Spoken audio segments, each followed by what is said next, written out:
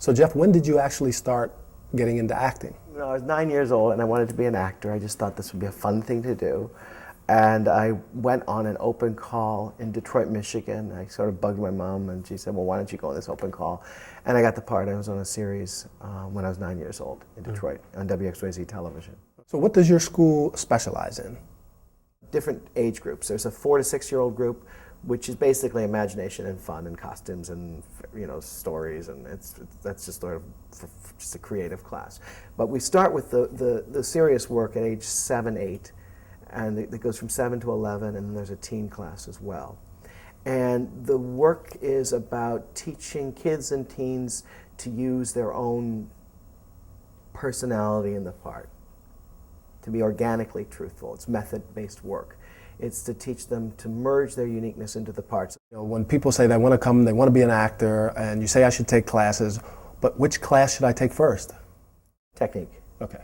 Technique, because the camera class and the angle classes, and they call it the angle class, getting the right angle, the right look, the right, are all the mechanics of acting, where to stand, how, all that stuff. But the main thing is you want to make sure that you can stay real in the scene. And you start, when we work with an actor, we start with who they are. And we start with their present mood. If they're shy, they're playing a shy character. If they're angry and bitter, we give them an angry, bitter character. You need to know that how you are is okay left alone. So much of acting is getting out of your own way, because we act every day in our lives, and as soon as you just stop trying, it starts to manifest itself organically. So you start with that, and then gradually, as you get more and more brave to try other things, you start to go into other different types of characters, some that you couldn't think that you could play. Can you talk a little bit about the different types of classes? So you said the first is the technique, and then? What we do is you start with technique and a scene study, a text class, so that you can specifically tackle a specific type of role. Because I had one student, he was working on a monologue, it was a school shooter, it was a intense little monologue, and he was working on in the technique class outside this principal's office with this school that he once went to, and he was just like shaking and crying and making sound and doing this great acting exercise. And then when it got time to the text, he was just bup bup bup. You have to try and learn to merge your own life into the text, because the text can sometimes be like a barrier to your organic behavior.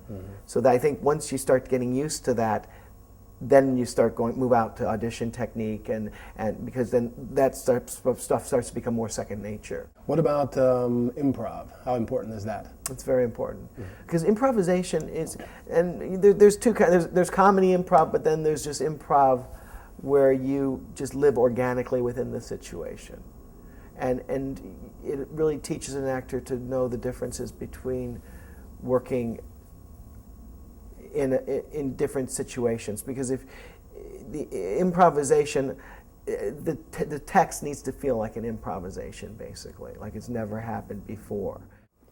Do you also offer audition classes? Yeah, we have audition technique, acting on camera, and I do private coaching as well.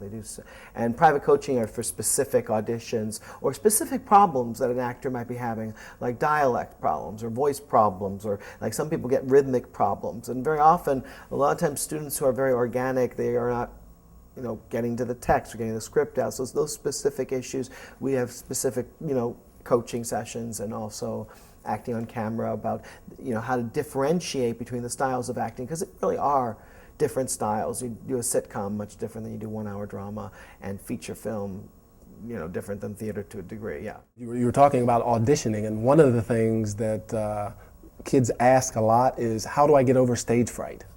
There's two realities happening. The fact that you're trying to create something and make that real, and the second reality that you're doing it in front of someone right now. That all of a sudden I'm doing this great acting, and then Meryl Streep walks into my callback. And if that's sometimes by just relaxing your body and letting yourself get in touch with that, you can create a great work of art. Sometimes being afraid that you're not good enough is enough to act the entire role, if you get in touch with that. What's the difference between taking classes or having a coach? So for a person who's just starting out, which one do you think is better? I think classwork is, because there's that element of having an audience. And that's something you're always going to be faced with as an audience. At first you go on the audition, then you have the cast and director, and then you have the producers, and then you have all the other actors, then you have all the backers there. You know, so there's always this thing about having an audience, and that's important. So I think class would be best, and I think coaching is to specifically hone in on things you want to work on personally. You know, another question that I find kind of amusing is when people say, okay, I should take classes, but so how long is it going to take? My ultimate life experience would be, and is still, to act and take class, and for me personally, and teach, because I like all those things at once. I'm in class too, and I still act and I still teach. But I love when and I do have some kids that are working all the time, but they're still in class growing, to make them see them. If you're always playing the victim, why not play the killer? You know, and the class is to expand all those ranges, and you just start to discover, and I think it's a life journey. I think class and working go hand in hand. Is there a difference in the types of classes that one would take for film, for television, for theater? No, not really. No. I mean, it's like, you know, you're going to play the violin really soft in a small room. You're going to play it louder. Mm-hmm. There's adjustments, but the technique, the core work is the same. Do you have any advice for parents or for kids who are looking for an acting school? Make sure you meet with them. Make sure the child or the kid or the teen gets to actually do a one-on-one, and make sure that everyone feels safe, because safety is the big thing. I'm not going to expose my emotional stuff within the text. I mean, unless you feel safe. So it's a place of safety and a place of fun and a place of confidence, because you need those things like iron out there to succeed. So you said you've taught Shia LaBeouf, and have you taught other actors as well that we know? So we were developing this method technique at all these New York schools. And then I dropped off a tape at Strasberg, and Strasberg said, oh, your work's inspiring, we'd love to have you in. So I started teaching there for 3 years, and that's where I taught Scarlett Johansson.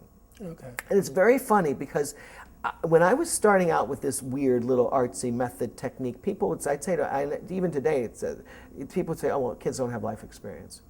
And I was talking to one other actor recently, and I said, well, I teach, what else do you do besides act? I said, well, I teach method acting to kids. And I said, well, what kind of life experience did they have? And I said, well, yeah, right. Scarlett Johansson really didn't have much, did she? At age 10. So now I can put it in them. Yeah, look what they can do. And then I taught Shia LaBeouf at the school here, and I also private coached him when he was auditioning. How old were they when you taught them? He was 14. Scarlett was in the little kids group, I hate to say, 11. Oh, really? 10, 11, 12. She was good. Oh, yeah, she was doing all this emotional stuff back then. Was she? She was shy and introspective. We didn't change that. I didn't want to change that. I mean, if she wanted to do commercials, I'd have to kind of say, okay, but we wanted to keep her real, you know. That's a dream career when you just do movies.